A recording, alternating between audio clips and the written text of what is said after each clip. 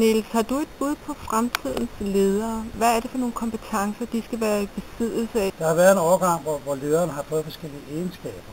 Der er den intuitive evne jo altid helt fuldstændig uvurderlig, fordi mange ting kan man slet ikke regne ud, man kan slet ikke beregne. Og der er nogen, der har et fint instinkt for, hvad man skal gøre. Så det har været en egenskab, der har vokset frem, og hvor man har prioriteret det meget højt, at få ledere, der har den egenskab. Og det ser man blandt andet ud af de medarbejdere, de vælger. De har et sikkert instinkt for, hvem de skal have som medarbejdere, og kommer måske ind i en organisation, som det går skidt, og så rykker de rundt på et par stykker, og så går det pludselig godt, fordi de har den menneskekundskab, der skal til at gennemskue, hvad er der galt der med den mand. Det er ikke nogen dårlig mand, han er bare ikke til det, han er til det op. Det tror jeg har været en lang overgang, hvor de intuitive og psykologiske indfølgingsevner har været dominerende på ledere osv. Men jeg tror, der venter en anden form for ledelse nu, inden for ikke så forfærdeligt længe, som man kunne kalde samarbejdende lederskab, hvor enkelte mennesker specialiserer sig på forskellige områder og bliver naturlige ledere, fordi de sætter sig ind i det område og er dygtige til det. Og de arbejder så på lige fod sammen med andre, der specialiserer sig inden for deres område.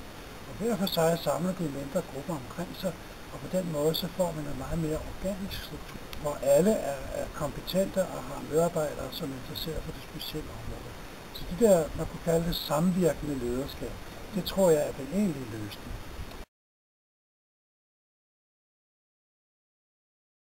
Man vil sige, det hele bliver mere og mere et psykologisk spørgsmål. Det har det egentlig altid været, men det bliver mere og mere klart, at det er et psykologisk spørgsmål. Og det vil sikkert også betyde, at man må indføre psykologi som er meget mere dominerende fag i ledelsesuddannelser og velfærdsområder. Fordi det handler altså om mennesker. Al produktion, alting er altid menneskelige relationer. Man kan sige, at den allerbedste leder, det er den, hvor mange måder den usynlige leder, der bare gør det rigtigt. Og i det øjeblik, han selv trækker sig tilbage, så har han sin efterfølger. Man kan sige, at der var to rigtig gode ledere. Den ene er den meget dominerende, som er meget kendt og meget berømt osv. Og han klarer det og giver fantastisk overskud. Men når han trækker sig tilbage, så falder alting sammen. Jeg kan godt lide tanken om, at deres betydning ses af, at det hele går ned, når de er færdige. Men det er jo ikke nogen konstruktiv tankegang for andre mennesker. Så derfor kan man sige, at der er et niveau, som er højere. En leder, som på en mere usynlig måde skaber store resultater. Og den dag, han nærmer sig og vil trække sig tilbage, så finder han selv sin afløser.